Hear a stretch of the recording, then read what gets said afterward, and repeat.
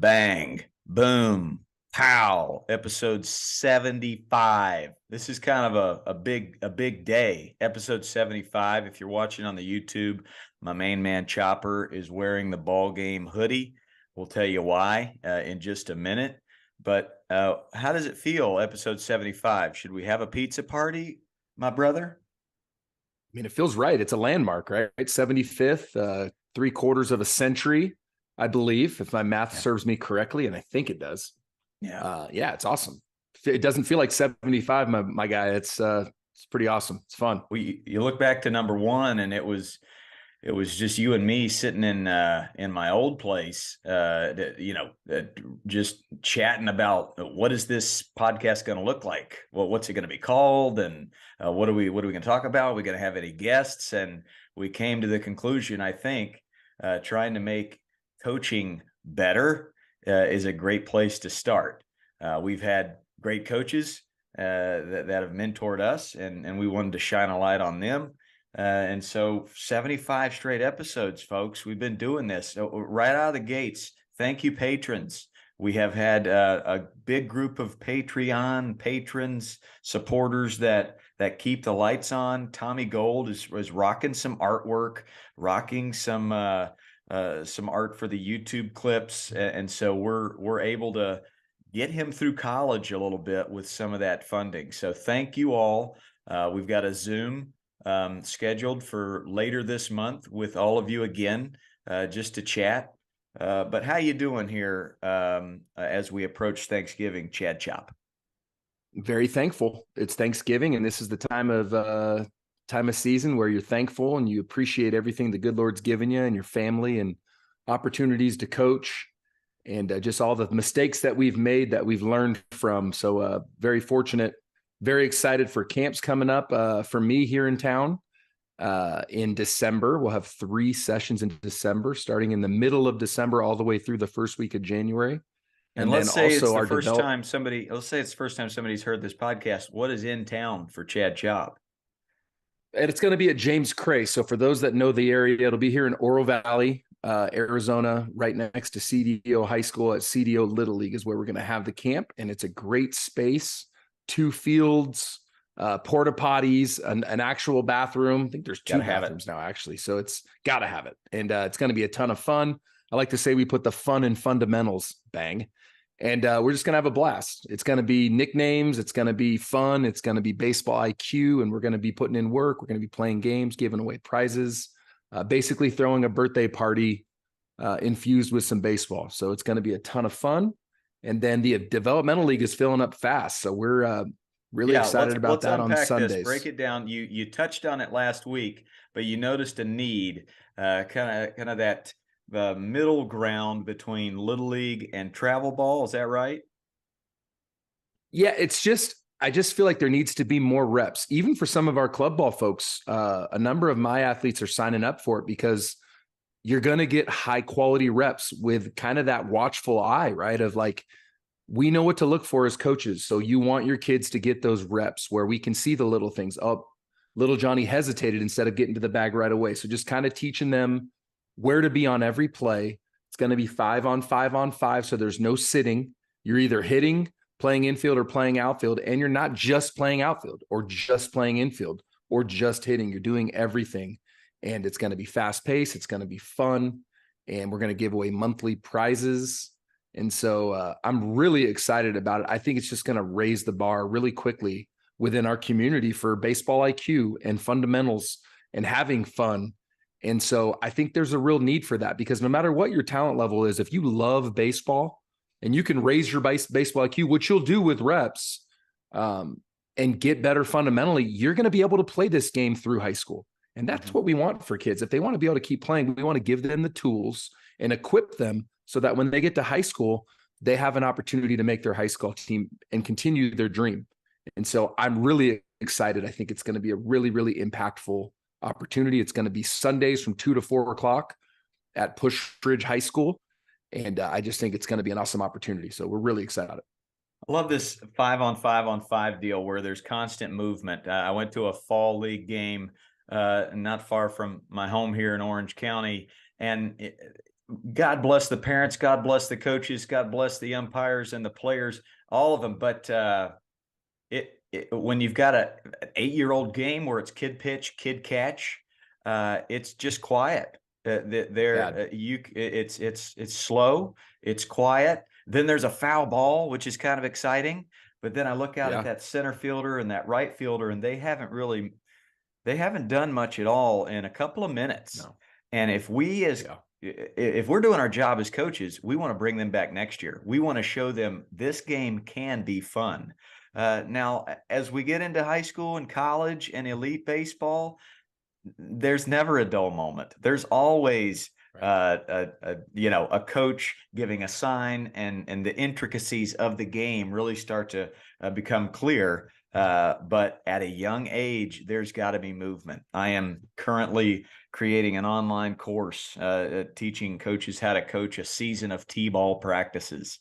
So look out for that, coaches. But the main thing is, can we get 3 coaches at each practice for a 12-kid practice where we can split them up into groups of 4, and there's constant movement, constant action. And then, okay, as soon as the energy level is about to peak, catch that wave and rotate the station so they're on to the next thing.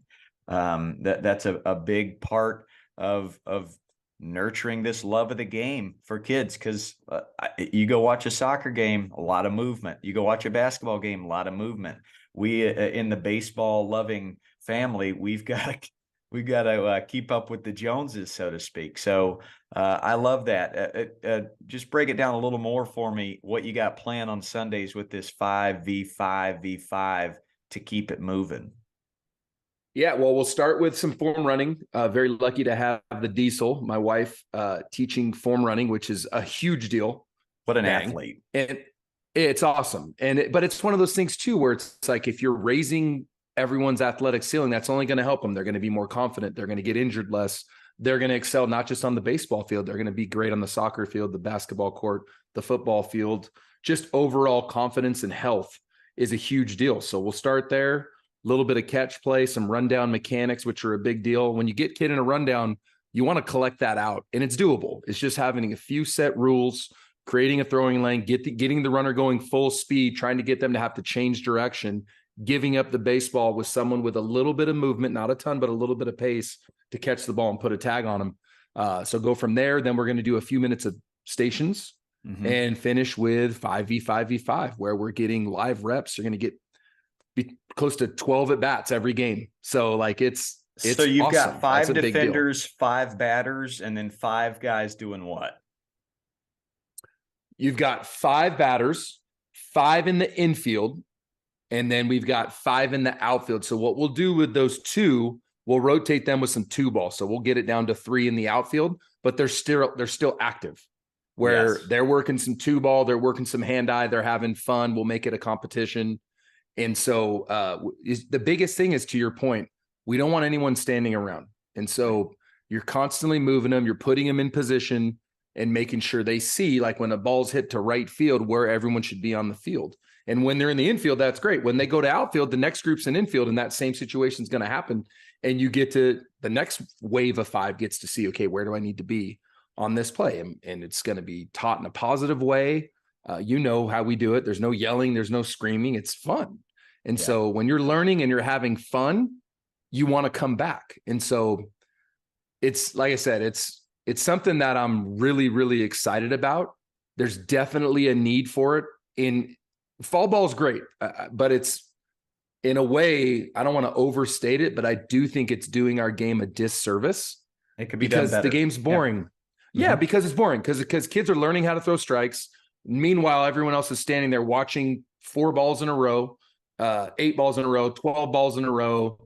It's really boring. And I think if anyone's being honest, they can see it and be like, my word, this is really boring. Even for us guys that love baseball. I remember watching my oldest in fall ball, and I was like, in the Bay Area, I was like, this is killing the game. This is awful. So kids want to hit. I lean towards as their T-ball, even 6, 7 years old, keep it 4-on-4 and have the other four Yeah. kids doing a batting practice station or doing something else. As you get a little bit older and they start learning about cutoffs and what the jobs of the outfielders are, then maybe you can go 6-on-6 and work your way up. Last night, I had my oldest group, my advanced group. We had 14. So we had 7-on-7 game. These are 11, 12, 13-year-olds that know the game. They've been through my whole process of beginner, intermediate. Now they're advanced. And I was the pitcher and the catcher. And I side tossed the entire game.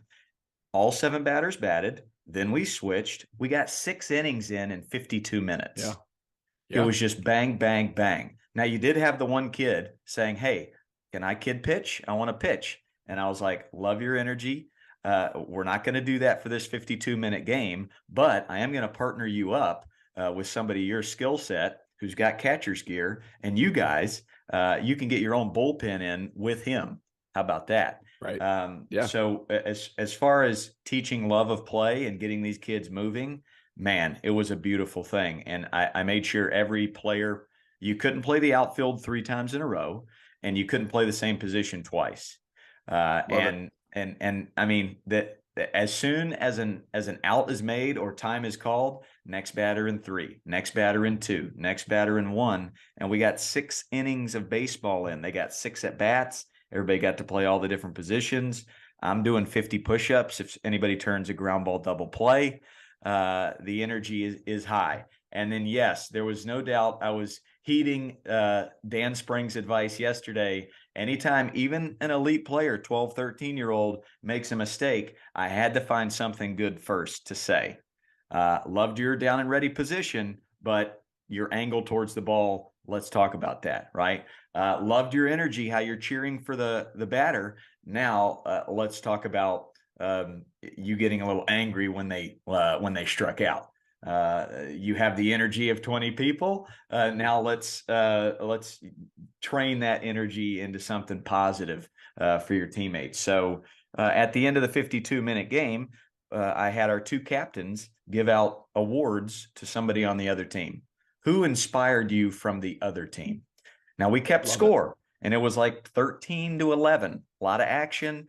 And one team lost, and there were a couple of tears on the team that lost.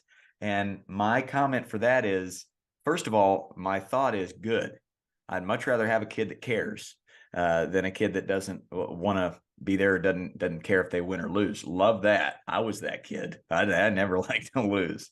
But what's the alternative here? We didn't play this game at all. So I want you to find somebody on the other team, give them a fist bump and say, "I'm glad this happened. And I'm going to try and beat you tomorrow."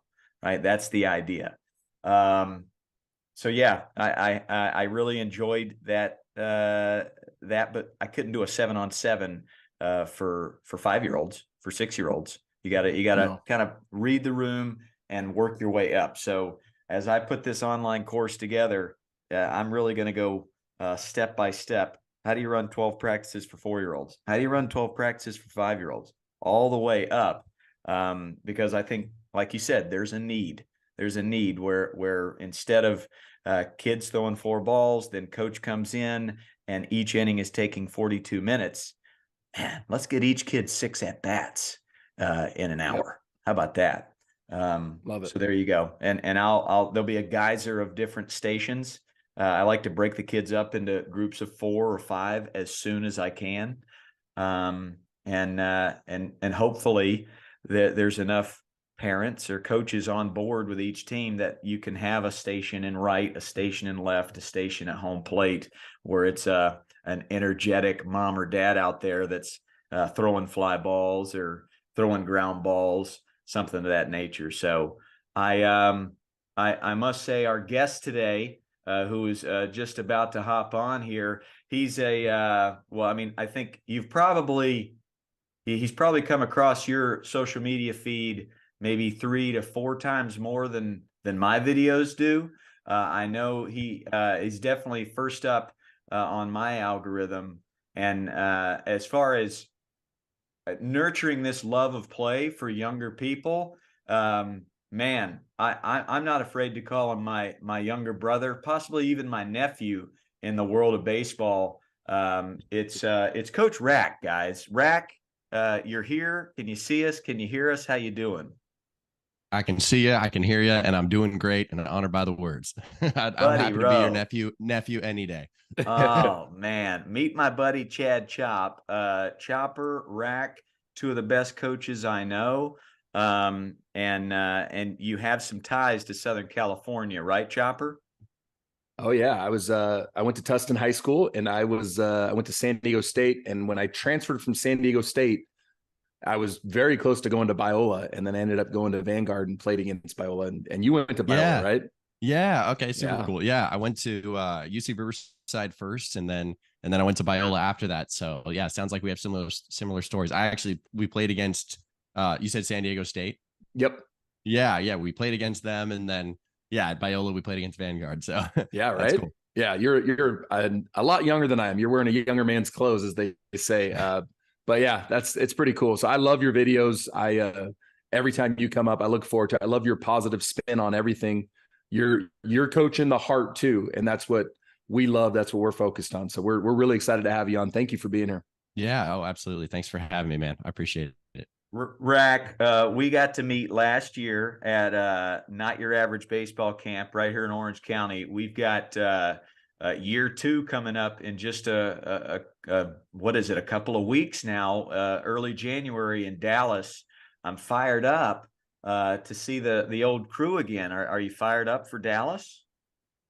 Oh, it's gonna be so much fun. I mean, it just felt it was wild. Like the end of last NYABC, it felt like I had known those guys for Yeah. years, and I had just met them a few days before. So, yeah, it's gonna be so much fun getting everybody back in the same place. And I think the kids are just gonna have a blast. I think it's gonna be super special. We already got several, parents reaching out to us because this camp will be free, and so we got lots of parents just saying, "Hey, like if." We're actually letting everybody know this week who got picked, and it's a whole random system, but we're letting everybody know this week so they can make travel plans. But I mean, there's parents saying, oh, my kid is just begging me every day, please, let him be able to come to this camp. And so it'll just be cool to get to spend some time with kids, and yeah, but getting that group together again is gonna be a lot of fun. I'm excited. Have you gotten used to the idea that these kids watch you on a daily basis, and when they do get to meet you in person, you're like Brad Pitt or George Clooney to them? I mean, does that get normal? Is that normal for you yet? No, it's still not normal at all. It's so funny because I remember the first time I got recognized, I was in a Chipotle, and some I was in line thinking about what I was gonna get. I had landed on a burrito bowl, and the guy in front of me was like, oh,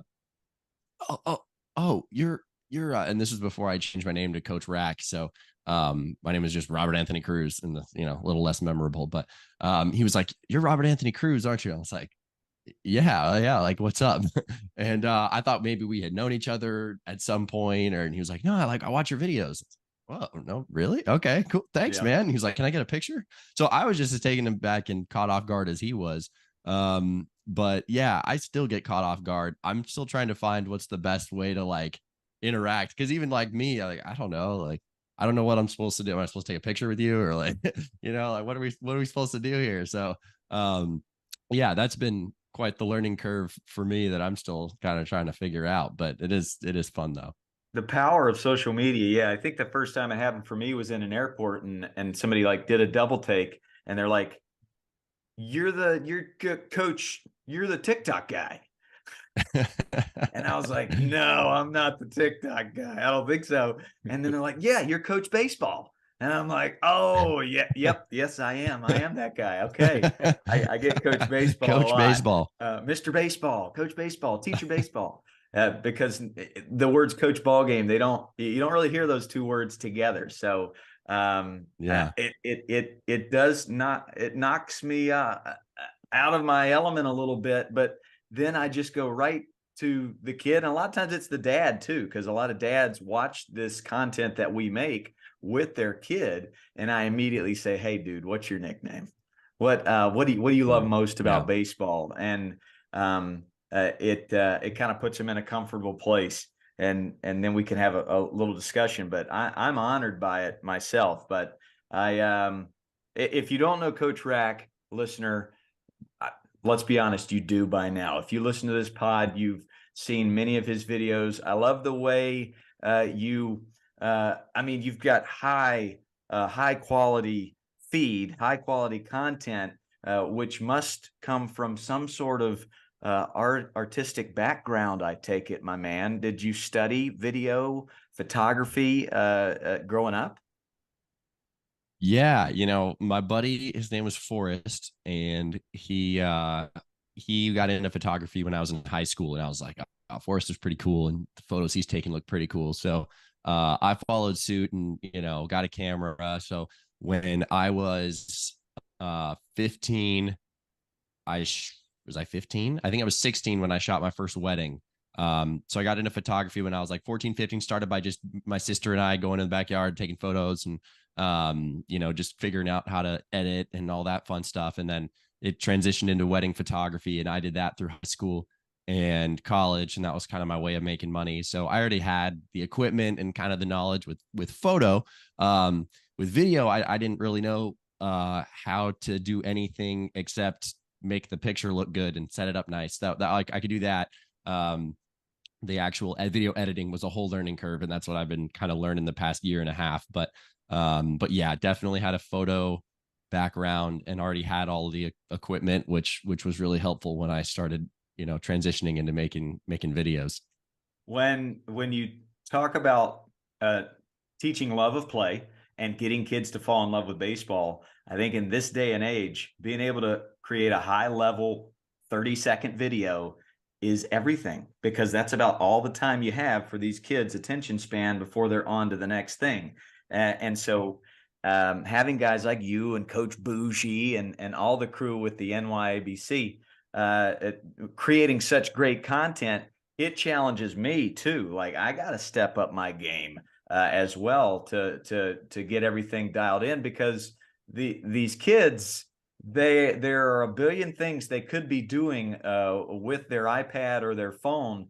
And the fact that some of these guys that we'll coach with in January in Dallas, getting 5-10 million views, that's so great for baseball, man. You got to be proud. You got to feel like a proud father that you are, that you have something to do about this, huh?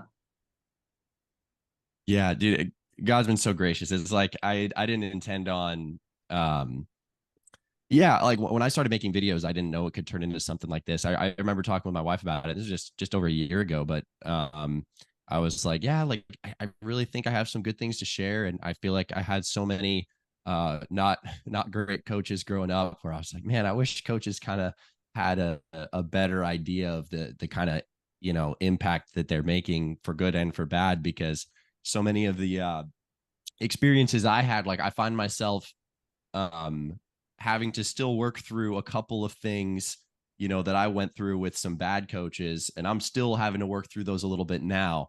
And then at the same time, I'm still reaping the benefits of a lot of coaches that poured into me when I played. And so it's like, I look back and I'm like, whoa, those were like very formative. At the time, I thought, oh, well, it's just a bad coach, or, oh, I'm just having a hard time with this, and I didn't think it was that big of a deal. And then you take a look back, once you're zoomed out a little bit and you're like, oh no, those kind of shaped who I was a little bit. So I'm learning more and more the huge impact that coaches and mentors can have in kids' lives, and they don't even realize how powerful it is. And so it's not something to take lightly.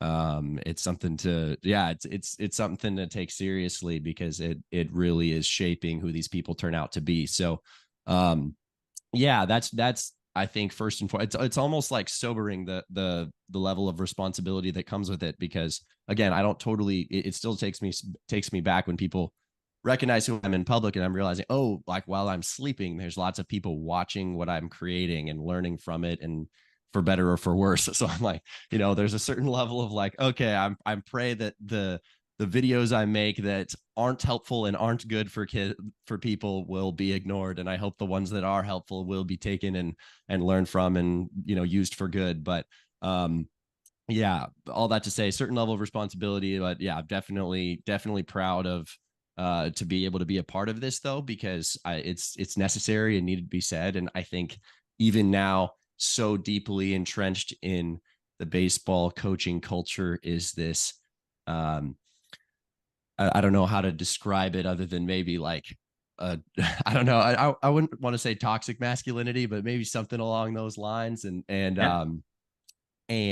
like, you'll see that. And it's just, it makes kids go into their shell and think they have to be like everybody else. And yeah, I just, if I can be a part of encouraging kids who, you know, who maybe are a little bit different. I mean, I was homeschooled. I was pretty different, and into photography in high school isn't necessarily the cool thing, but I don't know why not. I'm sure there's lots of other kids out there. Like there's been kids. I mean, for instance, I lead this youth group, and again, I'm getting on this whole rabbit trail here, but I co-lead this youth group on Wednesdays out at Friends Church in Yorba Linda, and I've been doing that for. I've had my group. They're seniors now, but they were freshmen when I started leading this group, and we had this one kid in our group, and the first day I met him, he just like gravitated towards me because I didn't think his Minecraft was weird, because I played Minecraft too. I still do. And so him and I talked Minecraft for a while, and he started showing me photos, and he was like, hey, check this out. Like I took he loved taking photos of trains. That was like his thing. Loved taking photos, and he loved trains, and he's just, I know what his nickname would be. I like that. Oh yeah. I bet you would. But yeah, so he just starts showing me pictures he's taking of trains that would drive by on the local tracks, and his little model train set, and he just loved taking photos, and but he was, he didn't really hang out with the other kids in the group, whatever, but him and I just, hit it off right away.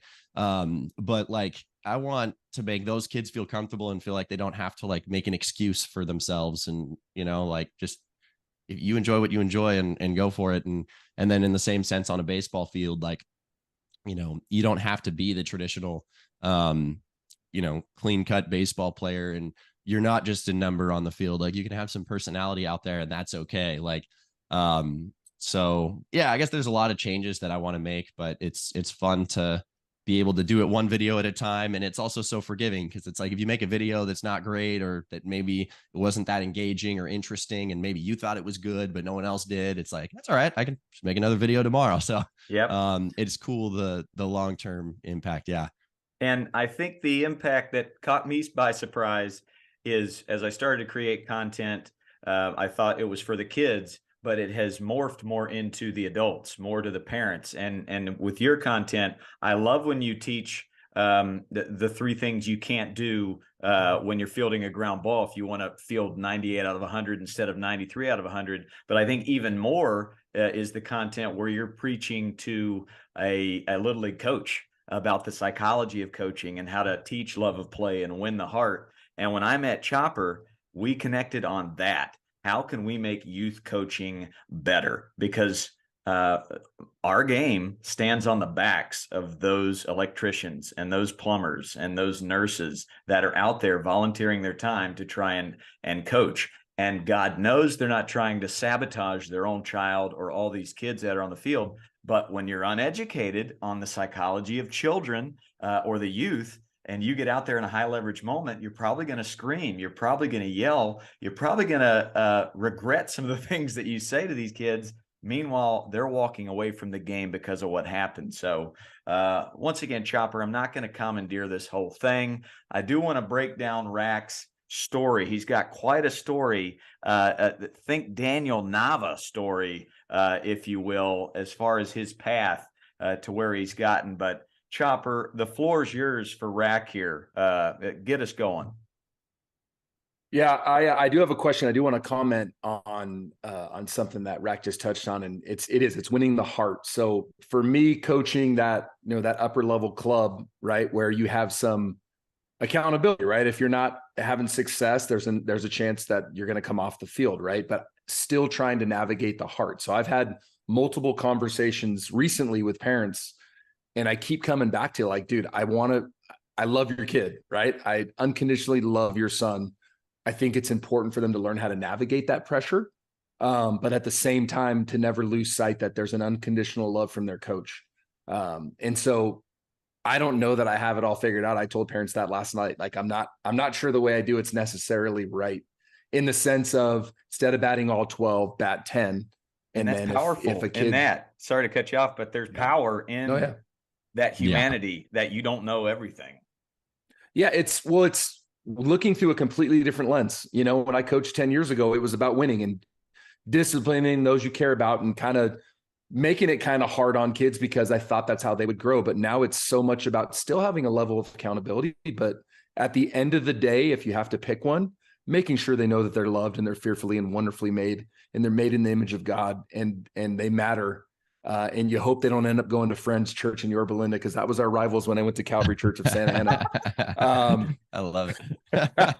But question I have for you, Coach Rack, is and their Friends is amazing, by the way, like the amazing school, church and school. The question I have for you is, through your playing days, what were some ways that you navigated kind of the failures of the game, and how did you still be able to be a good teammate, even if it maybe wasn't going your way, to get out of your own way? Yeah. Well, I don't think I was always the best teammate. I think me neither. Yeah. I think so. I think the times I navigated failure well were later on in my career.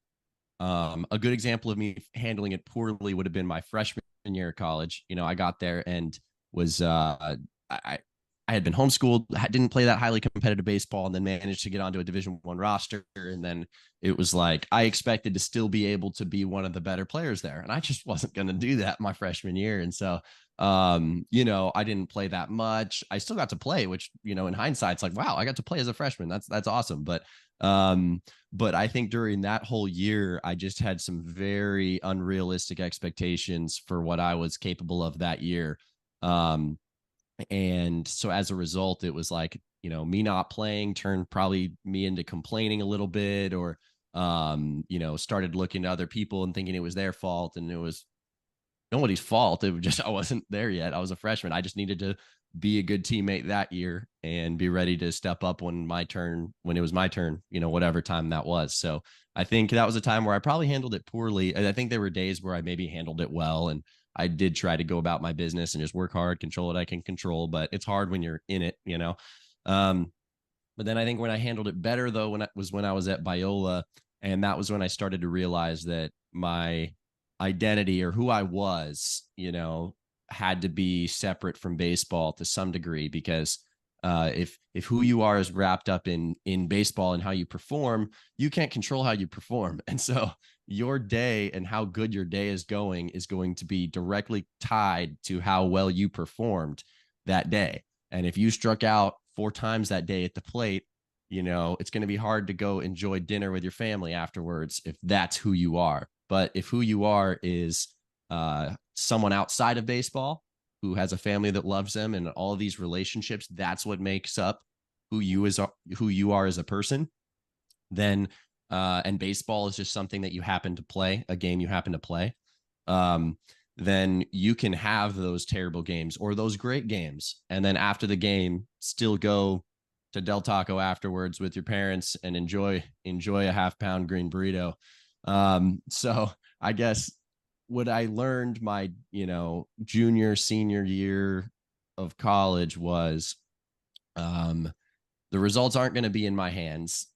And I can't control them entirely. I can control, you know, obviously my work ethic, but can't control the results. So I have to be okay with failing. So in order to be okay with failing, who I am deep down has to be tied to something else, not just baseball. Baseball can be a part of who I am and something that I do, but it can't be everything.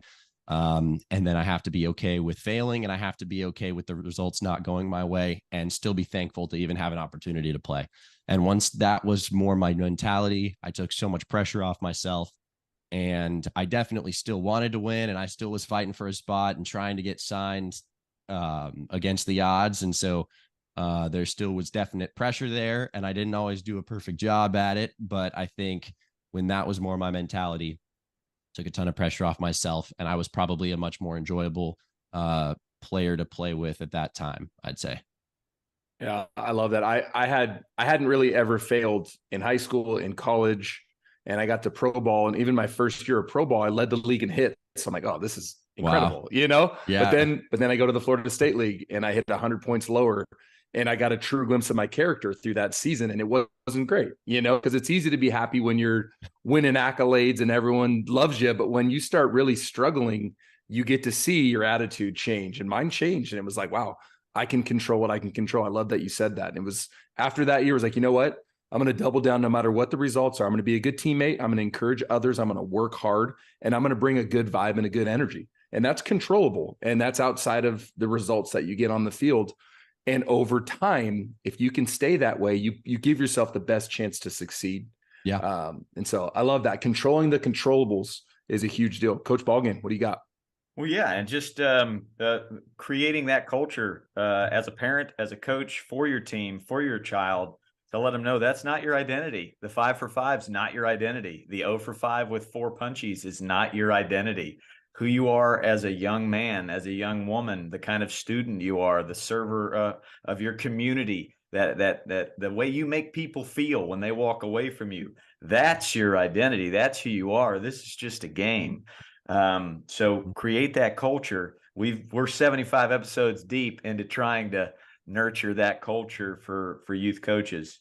I said earlier the Daniel Nava story, if you're not familiar, check it out. But Nava was very small growing up, was a team manager in high school, even a team manager in college because of his size.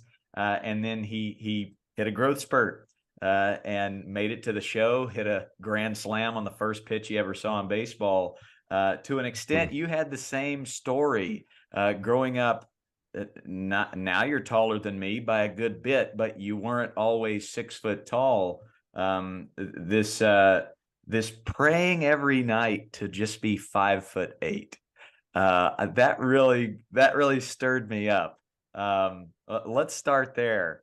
What were those prayers all about? Yeah. Yeah. So my dad, for context, my dad is 5'5", 5'6". He's got 5 brothers, and the tallest of which is 5'8".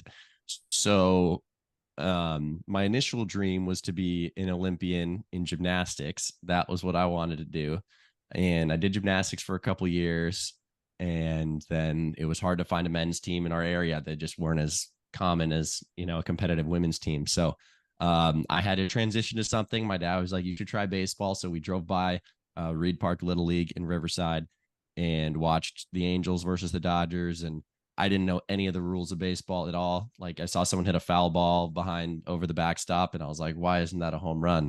My dad was like, oh, we got to teach you a lot of things here. So anyways, and this is when I'm 8, turning 9 years old at this point. And so I start playing baseball then, and within like a month, I'm like, okay, I want to be a professional baseball player, you know, obviously. So that was my new dream and goal. And so, you know, as I was working towards that, yeah, I was one of the shortest kids on the team. And I think it was probably when I was like 10, 11, 12, 13 years old. It was a very frequent prayer of mine that I would get to at least 5'8", because in my head, I was like, there are big leaguers, you know, there's David Eckstein. There's guys that I've seen that can make it all the way up there. Not easily, but they can make it as long as they're like taller than, you know, 5'6", 5'7" range. And I was like, my tallest uncle's 5'8". That's not too big of an ask. I think if I could get to 5'8", that'd be awesome. Yeah, I somehow just hit the craziest growth spurt when I was 14. And yeah, 13 to 14 years old, I went from barely touching 5 feet, not quite even there, to like 5'9", 5'10" by the time I was like 14. And then when I was 15, 16, I hit 6 foot, and then it took me a while to like fill out from there. I was just really skinny, but yeah, that was so cool. And again, it's one of those things, like, if I look back, there are so many answered prayers and things that turned out so much better than I could have even drawn up. And I've got a little journal now that writes those things down, because those kinds of very special things happen way more than I would think that they would. And as I've started writing those things down, I'm starting to, and I look back through my journal, I notice like, wow, there's been so much blessing in my life that I'm prone to forget on any given day. I could be, experiencing the most blessed, amazing, tremendous day of my life. And then the day after that, I'll be like, all right, well, it's another day, So it's so easy to get into that mentality. So anyways, yeah, that's the story of how I exceeded 5'8". But yeah, now I'm being intentional about writing those things down because they happen so much, it seems. Well, getting to meet you and getting to see you work in person, the high energy you have, the work ethic that you have, I think that's pretty clear with your content as well. I would imagine these obstacles that you've overcome, and there's many of them, they have created this almost chip on your shoulder at this point to wake up and create some great content and change lives for the better. And I would imagine getting to meet your mom and dad as well last year, they nurtured that as you went through a growth spurt, and you went to UC Riverside and batted like 100, transferring to Biola only to have COVID hit. Then you get signed by the Nats, and we will break this moment down because there's a great video you posted that just went completely viral. But after that, getting cut. So there's all of these like highs and then lows and highs and lows. Was it mom? Was it dad that I guess nurtured you through each low and let you know there's life lessons through this and there's gold at the end of it all? Yeah, I think that my parents were less hands-on once I got into those. They were like cheerleaders from the sideline. Like, you got this, whatever you want to set out to accomplish, you can do it. We believe in you. You got this. Whatever you want to do, we're behind it. And they're still that way. Take note, parents. And so take note. I think that was, I mean, yeah, like there's just genius in that I didn't even realize at the time. But when I was growing up, it was like anything I wanted to do was possible. And if I would never, ever from my parents hear, okay, let's be realistic. Like, this is a little far fetched. You realize like very few people actually make it to pro baseball, right? Like, there was never any of that, right? And right out the gate when I started doing gymnastics, I wanted to be an Olympian, and I'd watch Olympics videos on VHS over and over again. And yeah, they were like, yeah, you could do it, absolutely. And my mom was always super over the top supportive of it. And I think there's almost like, and I realized that not every person's is physically gifted as I was, and all that. Not every kid's going to make it to the show. And I didn't make it all the way to the big leagues either. But at the same time, like, seeing the way that my parents dealt with me, it was like, they showed me unconditional love. So even when I failed, it was okay. It wasn't a big deal. They weren't like, it wasn't their dream they were enforcing on me. It was like, they wanted to see kind of what my dreams were. And then they were just like, all right, you got this, whatever you need, we're behind it. And it made it okay for me to fail. And I think as I look back in the long, like, as if I look back, and now as I look at other people that I know, I see so many people who are scared to go for something and scared to try something big because it might not be wise, or and my parents were okay with me making the big leap and messing up, and they would still love me the same. So yeah. Huge. That's a big deal. We talk about that a lot. Just how can you create a culture, whether you're the parent or the coach, that shortstop is free to fail. If you're going to make mistakes, let's make them aggressively. If you're going to strike out swinging, go down looking. Yeah. And even if you do go down looking, I'm going to love you unconditionally. Like, create that culture, parents and coaches.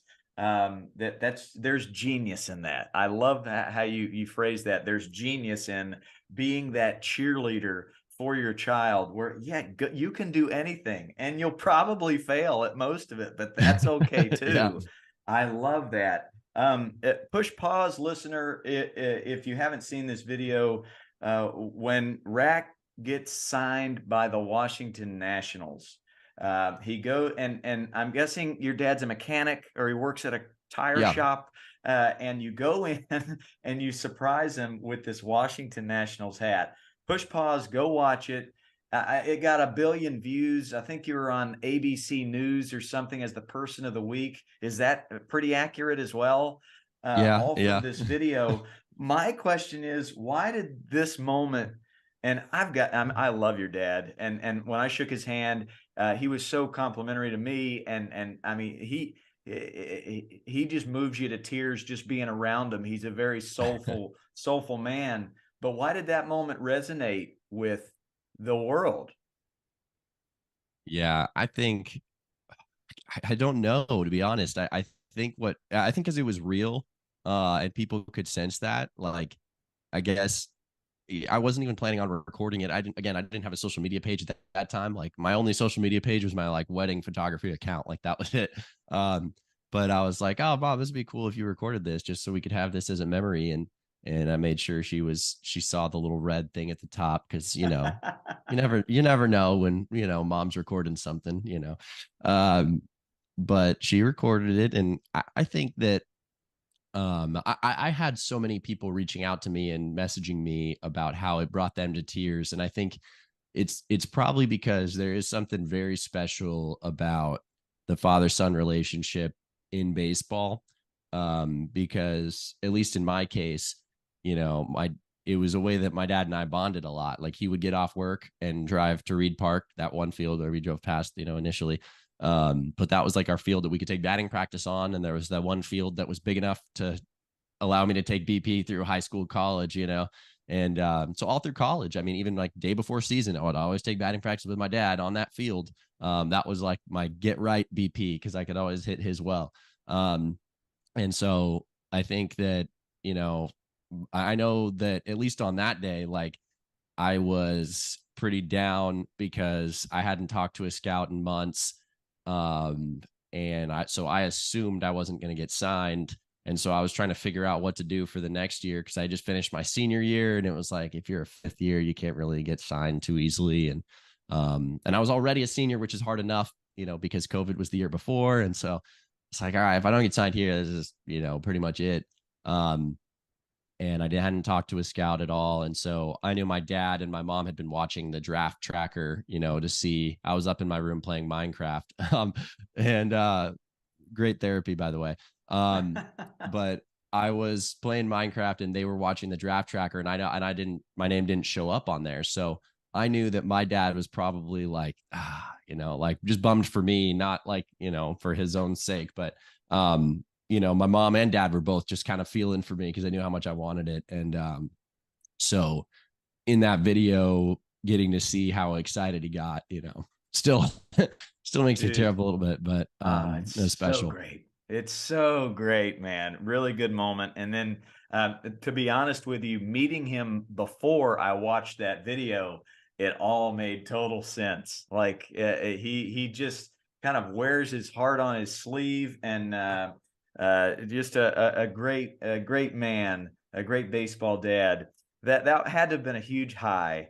And then immediately you get COVID, and you have to take 3 weeks where you got to be by yourself, and you can't be playing the game that you love, where with the guys that you've been dreaming of doing this with. You finally get out of that, you play a year, and then you get cut. There was a drive, I believe, across the country after Yeah. getting cut, and I think that might interest me more than anything else. To see where you are now. Everybody's like millions of followers, creates great content, impacting the baseball world. He must have had an awesome life all the way.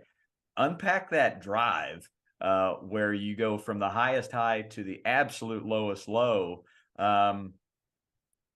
Yeah, talk about that 3,000-mile drive. Yeah, I got called into the office, and but the look on the guy's face, like, I immediately knew what he was going to say, but it was like, I just still, at the time though, I was like, I don't know how, because the day before I had played pretty well. I had a couple doubles, and I had just been moved up a group, in spring training. They had like 4 or 5 groups, whatever. They just moved me to a higher group. Doesn't really mean anything, but like, all indications were that things were going well. My exit meeting the previous year, they were like, we love you. We're excited about you. We think you got what it takes at the plate. And of course, they probably say that to everybody, but, just all of my instincts were telling me everything was going good. And yeah, I got called into the office, and I was like more shocked than anything. I didn't cry right away. I did later.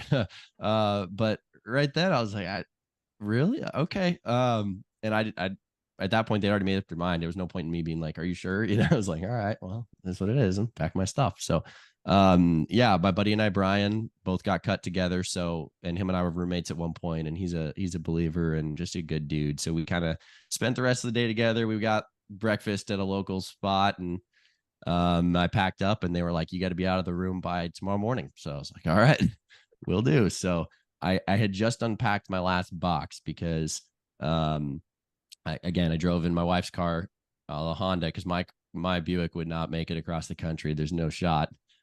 So I drove my wife's Honda, and that one made it. And I it's a hatchback, and so I literally just unpacked my last everything, because I have this whole computer setup and all that. I wasn't even making content at the time, but I still had this whole setup. And so yeah, I had to that night just go pack all of my things and get the car ready again. The next morning I left at like 5 in the morning, started driving. And yeah, I probably for about 3 hours of the drive, I was just like sobbing. And then like my mom called and like tried to talk with me a little bit. I was like, oh, I don't want to talk right now, Mom. I just want to drive. So I stopped at the time I started getting into golf. So I hit, and it's like in the fall, or at this point, no, it wasn't fall, it was spring, but it was still like wintry. It was cold. But I still just stopped. I stopped in Tennessee at some course. I stopped in Texas at some course, I went and visited my sister and her husband. They live in Illinois. So it was just this whole drive with me and myself. And I think there was a lot of like, what I had learned up to at that point was you can't really speed up the grieving process. Like you can't, like, at some point you have to like sit with what you're feeling and just deal with it.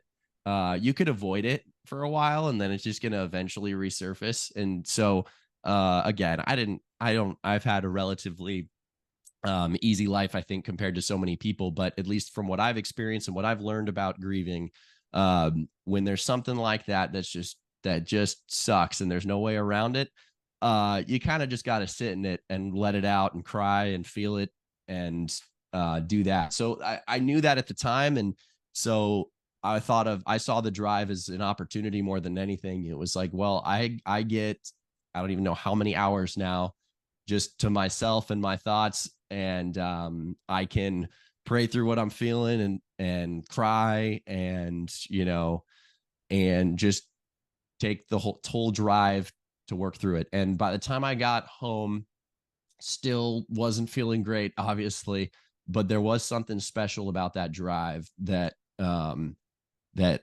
it was like a new feeling that I never felt before.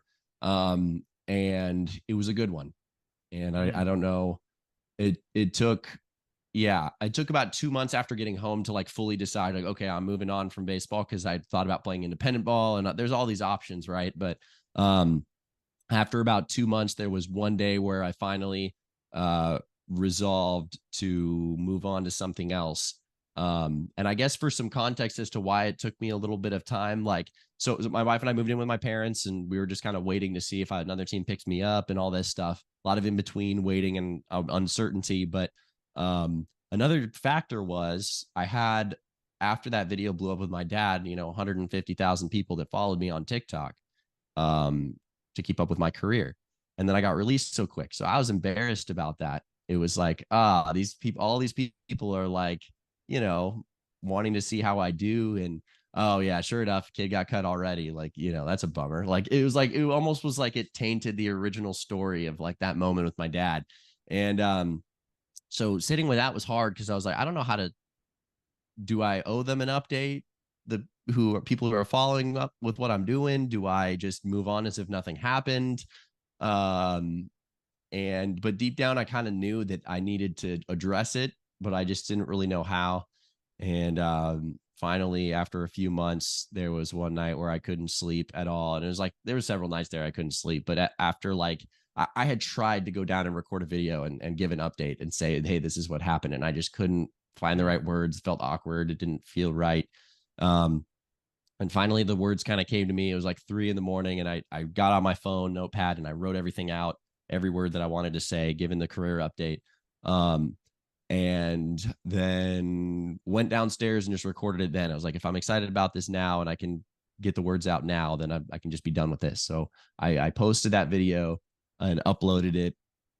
And that was the career update video. And then after that video that I posted, it was like a weight was off my shoulders. It was like, okay, I got that over with. I've given the people the update. I'm done with that. And then that's right after that weight was lifted off my shoulders, I kind of got into the mentality of like, well, got a whole summer here.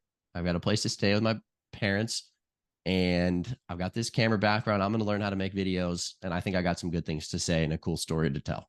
So bang. I love that. I love how you broke that down. I've had good conversations with you, but I'd never heard you unpack that story. And I think for folks that watch your content and go to your camps, knowing that story, knowing where you came from, man, it makes a lot of sense now. It makes a lot of sense why you put so much heart into each post, into each video, into each kid that you coach. So I love that. Chopper, you had a similar moment when they said bye-bye. And I think you were sitting in a car too, weren't you?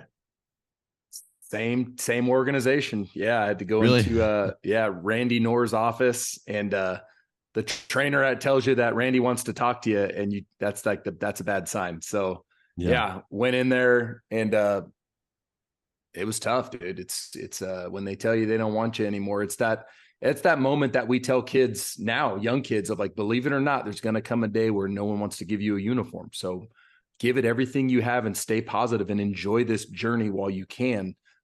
They don't believe you because they're 9, 10, 11, 12, 13 years old, but like, it's real. And when it hits you hard. So same situation. I put on a big boy face while I packed up and hugged all my friends. And the good Lord did put something on my heart right away when it happened, where I instantly thought about my friends who were from the Dominican and Venezuela and Puerto Rico. And like, I'm from America, I'm going to be fine.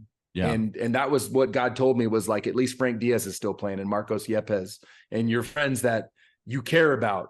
They're still chasing their dream, and you're going to be okay. So that held the tears off until I got into my Yukon XL on 22s, where my beautiful wife was waiting and my dog, Bill Buckner. And, and then I just wept. I wept openly. And, my wife, she just did an incredible job, like she always does, just being there for me.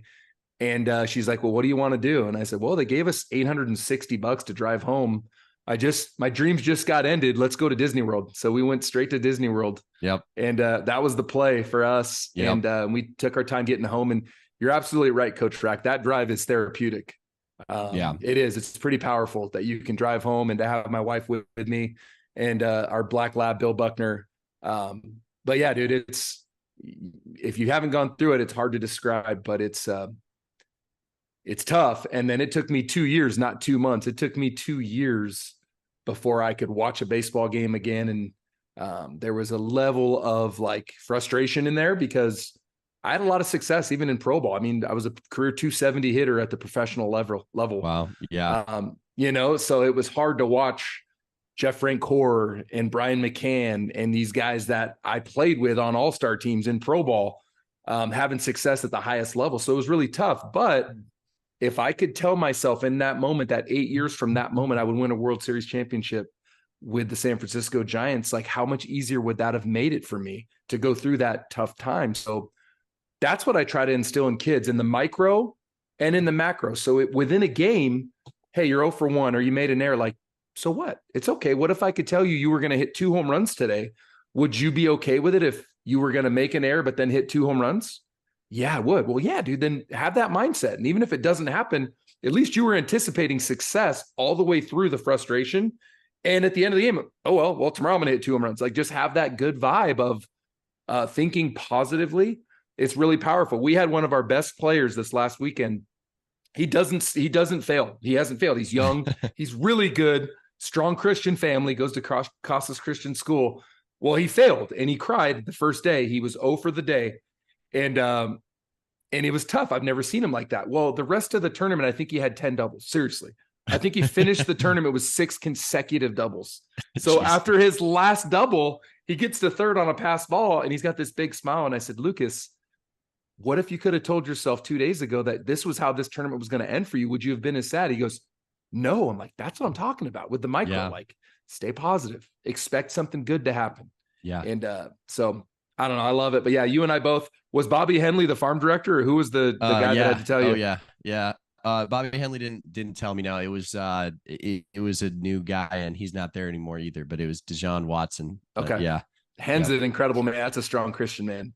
He's cool, dude. Bobby's solid. He was my manager in 2005. That's how old I am. Yeah. Oh, really? Wow. Oh yeah. Oh, that's cool. You'll be getting these grays in a decade or so. Yeah, right? you young Don't buck. worry about it. Yep. Young blood. Yeah. Let's go. We're going to close up shop today. I just got a couple of quick shot questions, 30-second answers. And I want to hear them from both of you because you both, not that you specialize in the elite, but you do skew a little older and more advanced, where I'm the feeder system. I get them into the game, and then I pass them on to you guys, and you can nurture them from there. But let's start at the top. Your advice to the T-ball parent. And let's start with Rack, and then Chopper, you bat number 2 here. Advice to the 3, 4, and 5-year-old T-ball parent, Rack. Yeah, I would say give them the most fun, positive experience that they can, and don't put any unnecessary pressure on them to succeed. Don't give them any expectations. Oh, you got to do this. Give them a great time with their friends and let them enjoy it. Bang. Completely agree. Make it fun. Make sure it's not boring. Make sure there's stations. If you can coach a little bit, throw the ball into their swing. If they're not hitting off a tee, like that's always awesome. But yeah, make it fun. There are no expectations. They're the best hitter in the universe. They're mini Mike Trout. And yeah, I completely agree. Nailed it. Yeah. And not that it matters, but for me, I look at the faces of the kid after they hit the ball. I don't care what the defenders are doing behind me. They're 3, they're 4, they're 5. They can all chase the ball. They can wrestle for who cares? I want to see if that kid that just hit that ball, if their grin is just big time. If they're smiling, they're so proud and happy. Yeah. Throw some kickball in there. Use tennis rackets for bats. Doesn't matter. Just make sure they want to come back next year. Advice to the little league parent. So now we're getting into coach pitch, kid pitch. Advice to the little league parent.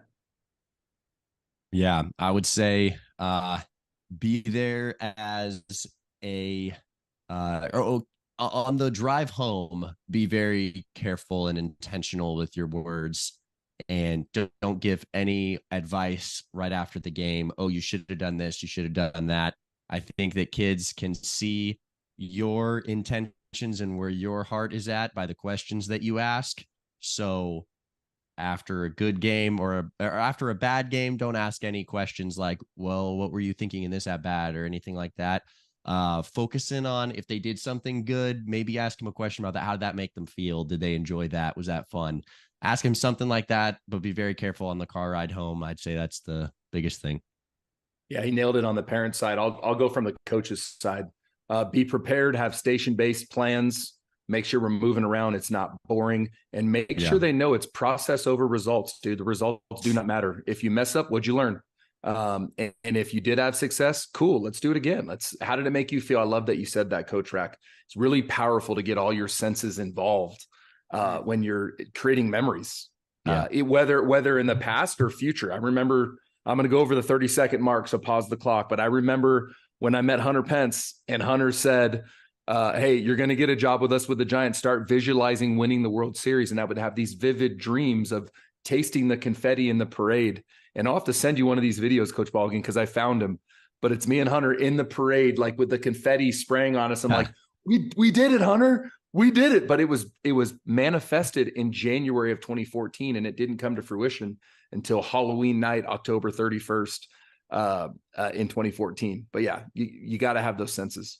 Bang. One of my favorite episodes of this pod is the Hunter Pence. So good.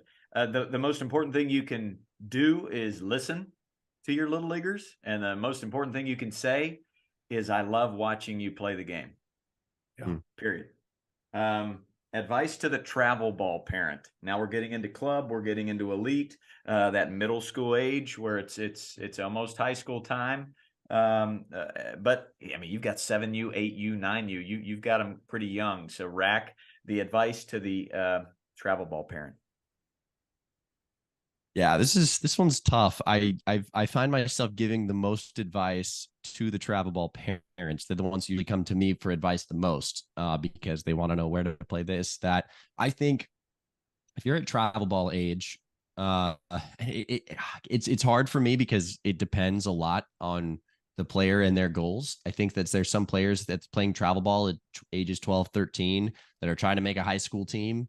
And for those kids, it's going to be a unique circumstance for each one of them. Like if they do want to play in high school, they're going to have to play high level baseball, and they're going to have to make some connections, and they're going to, the caliber of tournaments they're playing in might matter.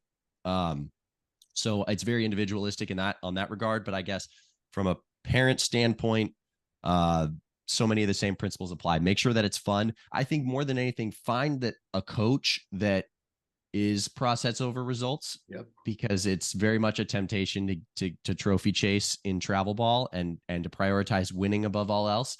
And if that's the culture, then some kid who caused a loss is going to get ran over a little bit. And that's not going to create a good positive association in their head with the game. They'll probably hang up the cleats sooner than later. So I would say be very intentional about the coach that you play for in travel ball, just like with any age, but especially with that age. Before I get to Chopper, let me ask you another question on that note. Why do some coaches chase the trophy in the travel ball world? And by some, I mean most. Is it because they think those kids are going to be able to make it to high school baseball? If they win more trophies, they can do something that is not easy at all, which is play high school ball. Why do you think there's a lot of chasing travel ball trophies? I think that there's a lot of people out there who want to live vicariously through kids. And I think what happens is they have this perception in their head of what a winner is. And their perception of what a winner is someone who wins. And I think that's just an incomplete perspective of what a winner is, because you can't control winning all the time.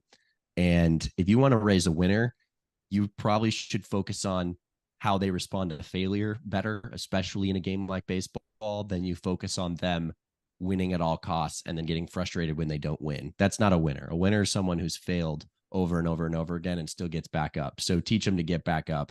Don't get on their case when they don't win. So I think it's a misunderstanding of what a winner is, because I think there's a lot of well-intentioned people that are like, no, not everyone gets a trophy. We're raising winners here. I'm like, yes, I think we absolutely should raise winners, but a lot of people just give up when they fail enough times. And so teach them how to lose well is more important. I think that's how you really, really make the winners. Chopper, let's go to that question first. Why, and you're in this community a lot, and sometimes you have to talk to these coaches and be like, you want to know my opinion? That was very embarrassing what you did. Why does that guy chase that trophy? I think he nailed it. I think they're living vicariously, or they identify, right? Like, oh, I'm the second ranked team in the South region of, the Midwest. It's like, okay, cool. Are you nice to your kids? Do they love playing for you? Do they love the game? Do they not find their identity in whether they win or lose? Are they resilient? Do they cry after every at bat if it doesn't go their way? Because you're not winning if that's the case. And there's young men on my team that still cry. And it's like, as a coach, it's like, hey, dude, I know that's just passion because you love and you care about it. I get that. We need to teach you how to channel that a different way. That's give a crap, right? That's caring. But those tears, now you're making it about you and not about the group. So we want to stay in that kind of that fountain mindset. But yeah, I think that's what it is. I think a good travel ball coach tries to get better every day. And they don't talk about other clubs. They don't talk about other players. They don't make excuses for their players. I hear a lot of coaches a lot of times talk about, well, that other team did X, Y, and Z. If a team beats me or embarrasses my group, I love it. Yeah. We've talked about this, Coach Ballgamer. I'll shake his hand. You guys did a heck of a job. And I'll take notes and I will go back to our group like, hey, we got work to do. Isn't that exciting? Isn't that exciting that we don't have it all figured out and we get to work on this? And everything that happened is today, that's my fault. And I will teach you guys how to navigate it moving forward. So don't give it a second thought. That's on me. You guys go get some pizza with mom and dad and some Dairy Queen, right? But isn't this cool that we got some stuff we get to work on to try to keep getting better every day? What a blessing. That's the right narrative. And that's the right mindset. Bang. Love that notepad you keep in your back pocket too, Chopper. And you just write these things down mid-game. Yeah, man. You give it 24 hours and you talk about it the next day. That's a huge deal. Lastly, it is not easy to make a high school team. The advice to the kid that doesn't make that high school team. Let's go there. And maybe we'll start with Chopper because you both coach high school baseball now. But the advice to that kid. Yeah, this is a really exciting one for me too. First of all, you want to get down next to him and you want to just sit in it with him. It's similar to Coach Rack and I when we got cut, right? So you want to sit in there and allow that frustration, that grief, that sadness. But once that passes, they have a choice to make. Do they double down on the process and they get after it and they go the old Michael Jordan route that we've all heard before? Not that they're going to be the greatest in the history of the world, but like, do you want to double down on the process and prove coach wrong versus proving him right? Or are you passionate about something else? Like, what is your passion? What if I gave you one thing right now where you could visualize having fun doing, what is it? It might not be baseball. And if it's not, go do that. Go take pictures. Go do what is your true passion and make that your career if possible. So I had this as an athletic director this year where I had parents or other coaches say like, oh, we can't make cuts. And it's like, I disagree. I think if a kid doesn't know how to make themselves an asset, and that might not be just with their play, Coach Ballgame and Coach Rack, that might be with their energy that they bring every day. Hey, Coach Rack, you weren't the best player, but we're not going another day without you. We need you. Now, you may not be able to play a lot, but we're going to make you the team manager because you're the GOAT and we got to have your energy and you're going to add to our program and our culture. If a kid doesn't know how to do that yet, maybe they're not passionate about the sport and they need to find something else, but that's powerful instead of just saying like, all right, little Jimmy, yeah, you're on the team. Everyone makes the team. I don't know. I'm not sure. And I know I went over my 30-second again. I apologize. That's the spring rule. I'm going over the spring rule, going longer than 30 seconds. My buddy Springer. Rack, you got anything to add there for the kid that didn't make that high school team? And maybe with the parents as well. Yeah. Yeah. I love what you said, Shop. Like, I think figuring out what the kid's passion is. Like, do they want to, because some kids will just want to get after it again. Like, okay, I didn't make the team, but I really want to be a part of the team. In which case, yeah, come alongside them and be like, all right, right now you need to get a little bit faster. You need, I could see you contributing this team. If you had some wheels, we could use you as a pinch runner. We can stick you in the outfield, this kind of thing. You got to work on this, and this. And, I think to get there, I would recommend doing this. This is what I did when I played to train these things, and give them a plan. And then if you see that some kid's willing to put in that kind of work to make the team, then it's like, it doesn't even matter that much if they improve marginally. It's like, if you have a kid with that kind of mentality, that's kind of the kid you want to have around the clubhouse anyways, So I feel like that kid, if they put in that work, they can make the team the next year. And then how big of a story of overcoming is that? Like, oh, you didn't make the team, but then you put in the work and then you did make the team. So I think you can give a kid a cool opportunity to overcome by doing that. But that's where, again, with the words I guess my advice to that, to kids would just be very dependent on what their goals are. And if it's a kid who's like, well, I don't know, my parents want me to play baseball, but I don't really want to do it. I'd kind of rather be doing this over here. Then I'd be like, that's awesome. Go do that over there. And so, yeah, I think it just depends on the kid. Yep. Beautiful. Well, Coach Rack, I love as an elder statesman, as the grandpop, as Papa Ballgame of the Rack camps and the bougie camps and the not your average baseball camps.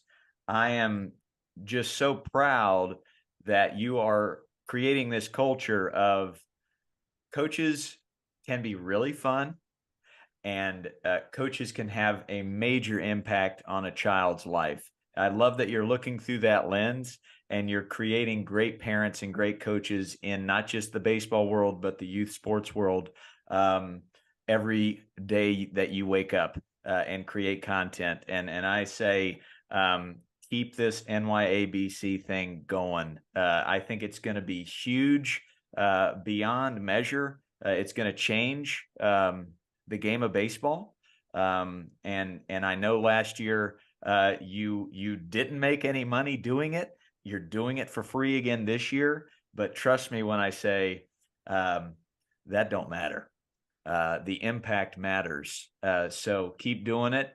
As much as I can show up for you, I will. Whatever you need me to do, play the bongo, tell a story, give out nicknames. I'm ready to go. So a big fan, and thanks for coming on, brother. Yeah, well, it's an honor hearing that from you, man. I'll tell you what, dude, the last NYABC and getting to see you in your element was one of the more fun things I've gotten to experience. Me and all the other coaches were like gathered around. It's like, we're watching a master at work here. Let's I was like, no, pat out and all, dude. So yeah, dude, I'm excited. I think we got some really special things. And I think both of us have a similar mission, and it's fun to be pushing in the same direction. Well, we got Chopper coming into Austin with me, and so we might have to get Chopper involved with the NYABC too. He's 6'5", just a bearded wonder. I mean, the kids just respond to the dude. So there you go. I'm in. Hey, you let me know, Coach Rack. If you need me there, I'm in. I'm really thankful for what you're doing. I love that you're volunteering at your church. I love that you're being involved in the community. You're paying it forward. We're lucky to know what we know about this game, and we don't have it all figured out, but to continue to pass it to the next generation really matters. And the thing I'm most proud about you is you're showing kind of Christ's unconditional love. And that's a big deal, dude. So I appreciate you. We appreciate your time, and keep doing what you're doing, dude. Proud of you, dude. Thanks, brother. I appreciate it. Good job. Thank you. You're the GOAT. Have a great day, man. See ya. All right. Thanks, guys. Bye-bye. See ya. Coach Rack 'em. There you go, buddy. Yeah, great kid. I mean, gosh, what is he? 24, 25, maybe 26. I don't know. Just a young kid, but mature beyond years. And he gets it. I jotted down some really good notes. I think I need his video editor to really clip these because he's got some great content. But I'll get some of these great quotes on our social media. But that was a good episode. What's your takeaway? Dude, it's guys that, he gets it. And that's the thing, is when you get it, it shows in your content. It shows in your actions. It shows in what you feel is important to say. And so I love that he's doing it. I love that God put tests and trials in his life, and he passed those tests, right? Like, that's the cool thing, is like, we get to decide how we respond to adversity. And he's chosen an incredible path to pay it forward and to impact those around him in a positive way. And God's blessing him for it. I love it. I'm a big fan of Coach Rack. I had never met him before. Obviously you had, but it doesn't surprise me. He's more impressive than I thought he was. And I thought he was very impressive without meeting him, but awesome dude, man. And my prayer for him is that he continues to be blessed, and I'm sure he will be, because his heart's in the right place. How about you, Coach? Man, again, same thing as far as what he's created from all the failures that came. And it just makes me think from the lens of a parent, embrace every failure, embrace every high leverage moment where they freak out or they strike out, because when you're playing the long game, man, he would not be the coach he is today. He would not be the content creator he is, the influencer, whatever you want to call it, without all that stuff. And to have his parents just cheerleading him on from the sidelines is huge. I also really love both of your takes on how do we approach travel ball parenting, and then that kid that didn't do that very difficult thing, which is make a high school team. What do you say to them, and how do you say it? So superb, really great. Loved every minute of it, man. We are trying to track down next week's guest. I think it's going to be a good one, whoever it is. And if it's not, then we'll bring in Thanksgiving week with a beautiful bang. Anything to close us out, Chaparoo? Yeah. I get a pretty cool, unique opportunity to be Bo's coach with his friends and then his parents when he plays football and basketball. And I remember my first tournament I went to watch football, very high level. I mean, shoot, they're the national champions for the 8-year-old division, which is silly. I didn't know that was such a thing, but it is. But I remember the first few tournaments where they got into these championship games and they lost, right? And it was awesome. And my whole thing was like, dude, what a cool experience. Like they'll figure it out. They'll overcome it. But like, what a special moment. There was 15 seconds left. And they had to go all the way down the whole field. And then the other team made this incredible play. So like we made a great play and they made an even better play. And it was like this wide-eyed amazement and joy from these games. But my lens wasn't like, we got to win this game. And like, you could feel that vibe of like tension and fear and panic in the stands. And it's like, no, guys, they're 7 and 8 years old. This is incredible. And whatever happens, we got to celebrate this, you know? And so have that in the stands, have that as the coach where, yeah, no, anyone that's coached against me or played against my teams, we're a flipping handful, right? Like it's tough. No, I'm serious. Like it's tough. We're going to put pressure on our opponent. And some people think that's a bad thing and that's okay. But like, I'm not trying to be mean. I'm just trying to be the very best version of our group. And then the hope is we face a mirror and one team wins and the other team grows. But have that wide-eyed amazement. It is not about the win. It is not about the loss. It's about trying to be the very best version of yourself and then extracting growth from whatever happens. Did you win with honor? Did you learn from getting beat? And thank your opponent. Hey, thank you, dude. That's going to make us so much better. We needed it. Thank you. So that's what I got, dude. You're the best. You're the Appreciate best. you. There's genius in that. That's my quote of the day. There's genius in that. I'll see you in Austin, brother. It's coming up on us big time. Can't wait. I can't wait. And now I'm going to go pee-pee. Bang.